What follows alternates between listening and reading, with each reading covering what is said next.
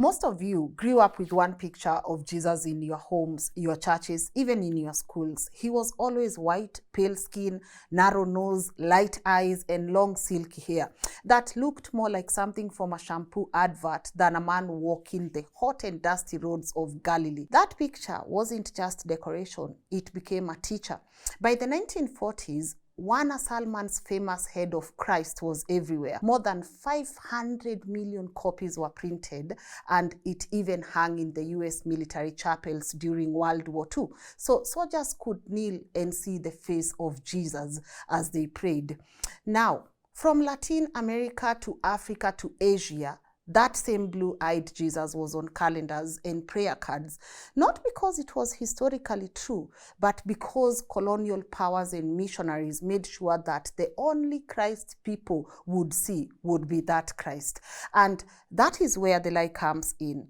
The real man from Galilee, who spoke Aramaic, who fled with his family to Egypt as a refugee, and you can find that in Matthew 2:13-15, who preached in Judea's crowded synagogues, did not look like that painting. Scientists who have studied first-century Jewish skulls from Galilee built a reconstruction in 2001 that showed a man with dark olive brown skin, coarse curl hair, and a broad face, a look far closer to modern Palestinians or Ethiopians than to Northern Europeans. That is, you can also find those details in British Museum and Israel Forensic Team 2001. Yet Europe painted him to look like themselves and exported that face with armies, with crosses, and even during the trade. Yes, Jesus was a Jew, not halfway, not symbolically, but fully, by blood, by law, by faith. He was born to a Jewish mother, circumcised on the 8th day, just like every Jewish boy, raised in the synagogue, and shaped by the scriptures of Israel. He spoke Aramaic, prayed the Psalms in Hebrew, and kept the festivals of his people. Those are the Passovers, the Tabernacles, even Hanukkah. The Gospels did not hide this. They highlight it again and again. Yet for centuries, many Christians have had a hard time with this truth. Why? Because to say Jesus was Jewish is to admit that salvation came through a people that Europe often despised. Anti-Semitism ran so deep in medieval and modern Europe that Christ was slowly stripped of his Jewishness and repainted as a universal European savior instead. Scholar Amy G. Levine warns, when Christians forget that Jesus was a Jew, they distort him and turn him into someone he never was. Theologian R. Kendall Solin explains that erasing Jesus' Jewish body made it easier for empires to erase their debt to Israel and justify anti-Jewish violence. Now, this matters because his Jewishness is not a side note. We can't just say, this is a side note. It is the very scandal of the incarnation that God came not as a European king, but as a brown-skinned Jew living under Roman occupation. To forget this is not just bad history. It robs him of his context, his struggle, and his solidarity with every colonized people. Once an image is carried by power, and this case by Europe, it is no longer just an image. It becomes doctrine, it becomes policy, it becomes psychology. It teaches a child in Nairobi or Joburg or Kingston that God looks European. Well, he actually does not. It quietly tells them that holiness belongs to one skin tone, while others stand at the door as outsiders wandering. South African theologian Ed Ashaka warns us clearly, says, the white Jesus is not neutral. It was a political picture meant to support the unjust war of conquest in Africa. That is the deep wound. People kneeling in prayer before a false face, not knowing it was shaping how they saw God and how they saw themselves. But Europe did not actually stop there. They built an entire psychology around color itself. Language taught people to see white as good and black as bad. A black mark meant disgrace. Blackmail meant extortion. Black magic meant evil. But a white lie was harmless. A white knight was a savior. White became the symbol of purity and innocence, while black was tied to fear and guilt. Even now, I still see some people, even on the comment section, asking me, Lynn, why do you wear black? I mean, excuse, you get it? Culture reinforced the lesson. Priests wore white robes, brides wore white dresses. And guys, I think we need to have a conversation on the history of the white wedding dress, because people just wear white wedding dresses and they don't know where that comes from. Angels were painted in white. But on the other hand, you have witches and villains wearing black. A white flag means peace, but a black flag means terror. Even early films shone light on heroes while casting villains in shadow. From childhood, people absorbed these cues without even realizing it, right? You don't even realize why they say, okay, I'm raising my white flag. It means peace, but black means again evil. And the result is definitely powerful. Psychology shows that even today, people associate white with safety and black with danger. What started as metaphor became unconscious bias, and that bias was not harmless. It laid the groundwork for racism, where skin color itself was judged through the same lens that once divided angels from devils. You get it? History, however, is not confused about Jesus' real roots. He was a first-century Semitic Jew from the Levant. He spoke Aramaic, as we said, prayed the scriptures in Hebrew, as we said, both part of the same Afro-Asiatic language family that also gave the world Arabic and Ethiopia's ancient G's. We spoke about that last time when we were talking about the books that have been erased from the Bible. Now, if you place him in his real world, you see medium to dark brown skin, dark eyes, tightly textured hair, not just smooth hair. The body of a Galilean laborer. The gospel never gave us a sketch. Instead, what the gospel provided was us seeing Jesus in a story and in a specific place. This is a child who was carried into Africa to escape Herod's rage, a condemned man helped by a North African, Simon of Cyrene, to carry his cross, a faith that reached an Ethiopian official who read Isaiah and was baptized on his way home.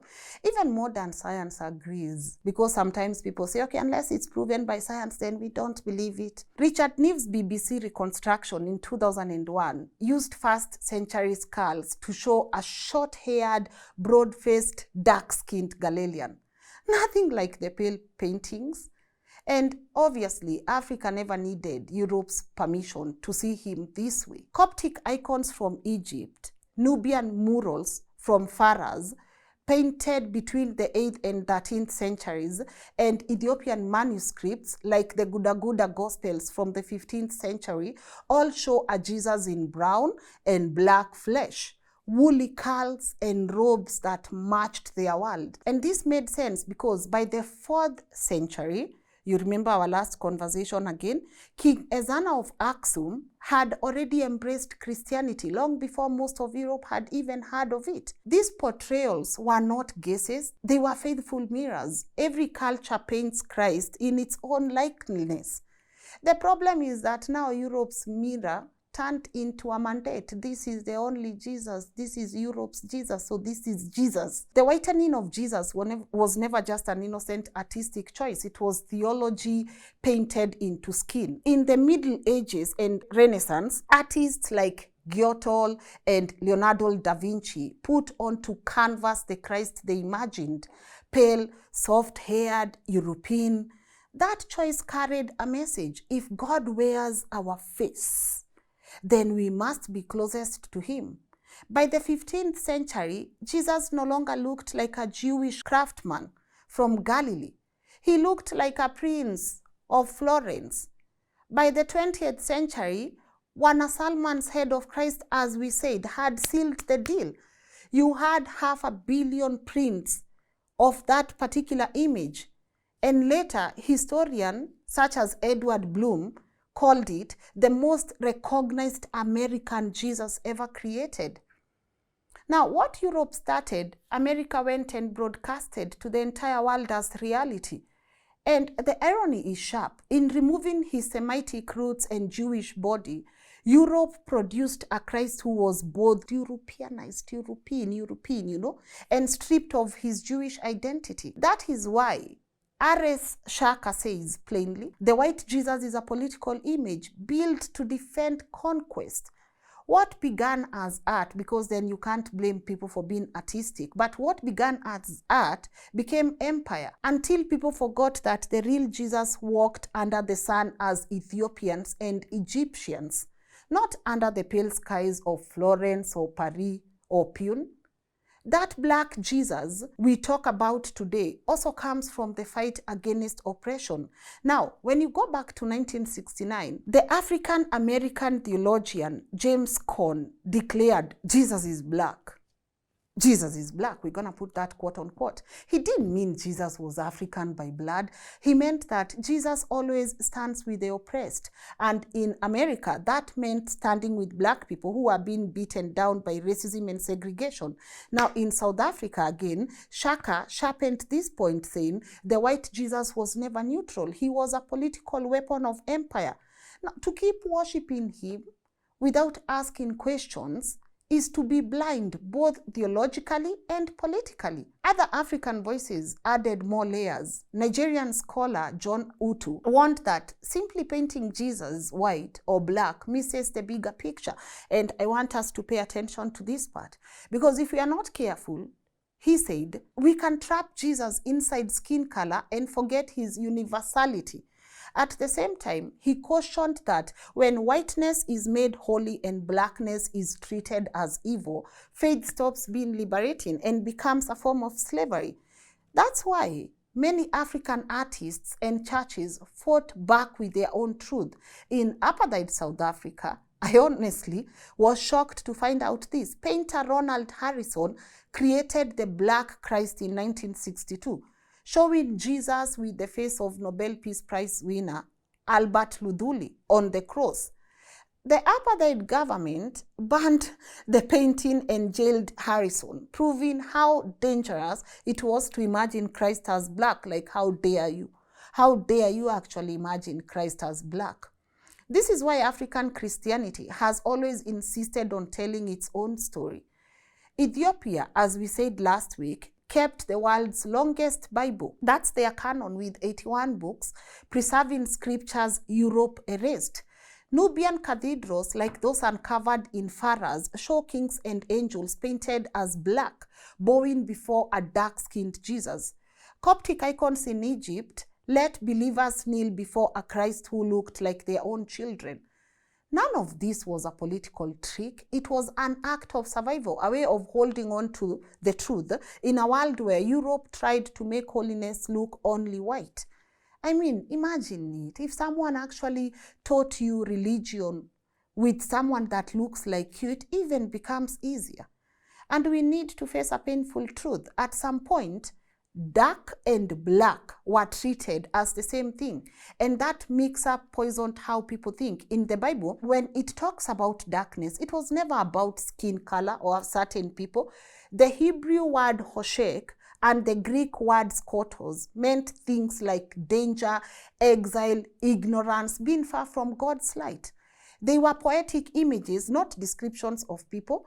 In African art, when demons were painted, they looked like monsters. They had the twisted eyes, broken bodies, animal-like forms, but never as human races. But in medieval Europe, though that poetry was turned into paint, actors who played devils on stage covered their faces with soot.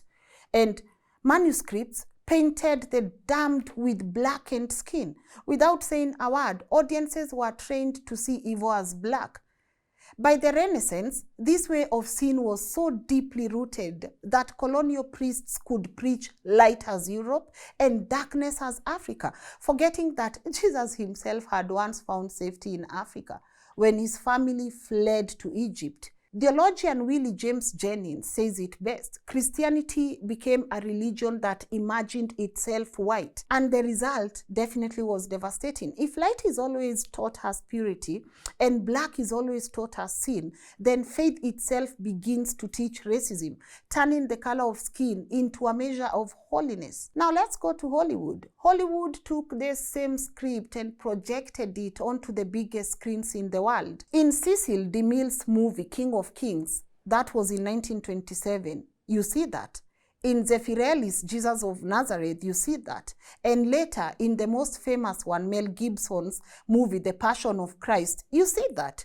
Jesus was played by pale European actors with blue or green eyes. Those faces became the Jesus millions prayed to. From here all the way to Manila, to wherever, everywhere. But at the same time, Satan and his demons were, not shown as black. Instead, they were pale, sickly sometimes, monstrous. But the damage had already been done, because by then the audience had already learned the hidden equation. Holiness looks European, evil looks distorted, and darkness looks dangerous. Film critic such as Richard Lindsay puts it bluntly. Cinema baptized the white Jesus into the global imagination, and here lies the real harm. Not so much in how demons were portrayed, but in how Christ was portrayed. If the only Jesus you ever see is white, then over time you begin to treat whiteness as divine. And everything else, including yourself, you dark person that is watching here, you start treating yourself as something less. The white image of Jesus was never just a Western mistake. It became one of Europe's biggest exports. When missionaries came and carried Bibles illustrated with a European look in Christ into Africa, that obviously was harmful to the continent. When they went to Asia and Latin America, they did the same. Children in mission schools grew up memorizing verses under the gaze of a blonde, blue-eyed Jesus. I know you also did the same. Because when I was young, by the way, I knew that was Jesus. I knew that paint was the paint of Jesus. And that meant, white is right. And nothing allowed any alternative for the physical depiction of Christ. Now, in other words, the color of Jesus was turned into a teaching tool. And when an image is repeated often enough, over and over again, it stops just being an image. It becomes memory. And when that memory is repeated across generations, it hardens into doctrine. That's how Africans who once knelt before Nubian image of a dark-skinned Christ were later told to kneel before a man who looked like their colonizer. That's painful, by the way. Imagine you kneeling before a man that looks like your immediate colonizer. This was never the gospel. It was propaganda built to make whiteness look close to God and make blackness look like something that needed saving. And no, I don't need saving from this outfit. So the question now is, what do we do? Do we repaint him as black so as to say, we are neutral? Do we erase centuries of art? No. The call is definitely not to swap one false image for another. It is to tell the truth. The historical Jesus was a brown Semitic Jew. The African church has every right to see him with African features, right?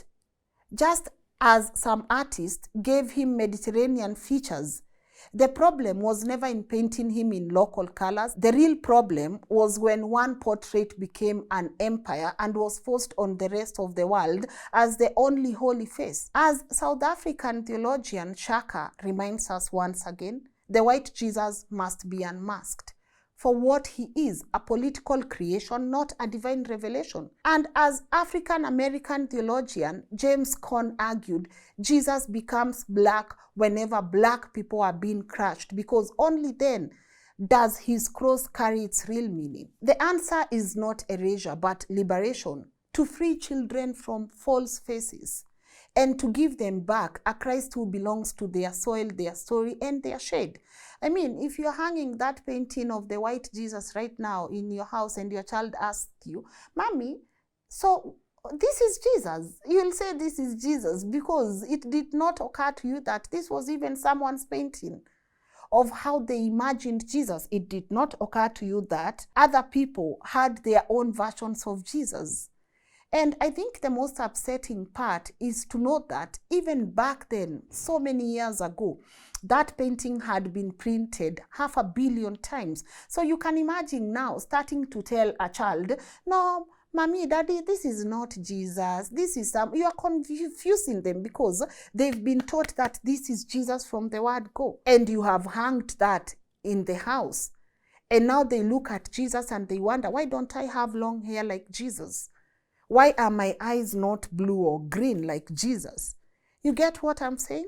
And I love that some theologians are saying, okay, if we continue having the conversation on whether Jesus is black or white, we are going to completely forget what Jesus was here for. But I love the fact that some people pointed this a long time ago. This was just to help the colonizers, you know? And they knew what they were doing, and they did it, and they were proud of it, and they have no apologies to make. And this is why we must always go back in history and wonder, why would someone from South Africa paint a black Jesus, get arrested, and even jailed? Is it so wrong to paint Jesus as black? I mean, if that's how I want to relate with Jesus, can't I just relate with Jesus however I want to relate with Jesus? You know what I'm saying? But that's the end of this conversation today. As always, super interested with your thoughts on the same. Let me know what your views are. Do you view black as evil? Who taught us these things, guys? We need to honestly decolonize our mind, because it's not just that you're seeing dark as evil. You're not just seeing black as evil, you know. That is you. By the way, tukubali tu, we are black. Yes, me, I'm here. I have a bit of sijui light skin or whatever, but I'm black. And we must be proud of what we carry inside of us. And we must be okay to say, anyway, the Jesus we hanged in our houses, that was not the real picture of Jesus. And that was not the real representation of Jesus. You get it? I think it's okay to admit that. And it's okay to go back and study and say, where was Jesus' roots? You know, because that's one thing that remains certain. And that is one thing the Bible is completely factual. You know, it just shows you that Jesus is from here, and he's a Jew, and there's nothing we can do about it. But let me know what your thoughts are on that conversation. Felt it was very important, especially considering, you know, when you take an image and you just put it everywhere and you do not know the source of that particular image, it's not just affecting you, it's affecting generations and generations to come. But leave your views on the comment section. And also, I love your recommendations. I love the feedback that you've been giving us on the previous videos. You guys are recommending we touch on so many topics, but we will definitely make sure that we cater to your suggestions by the end of the year. But I just want to say thank you for appreciating this segment and just participating even on the comment section and sharing this with your loved ones here. So shukran sana. Support us by subscribing. If you've come all the way to the end of this and you've not subscribed, consider subscribing. It goes a long way. Check if you've liked this video. Make sure you've liked it. It goes a long way as well. And you can also turn your notification bell on so that you don't miss out once we upload a new episode. And also you can be able to become part of our members club. It's right there. Support us through our PayPal account. The details are right there. And if you want to support us through M-Pesa as well, the number is right on your screen. So thank you so much. See you tomorrow for another episode, another thought-provoking one. And once again, I appreciate you checking this one out. And I'm gonna go now straight to the comment section just to see how you guys are engaging with this. Remember, we can always agree to disagree, but we must always do it respectfully on the comment section, right? Bye-bye.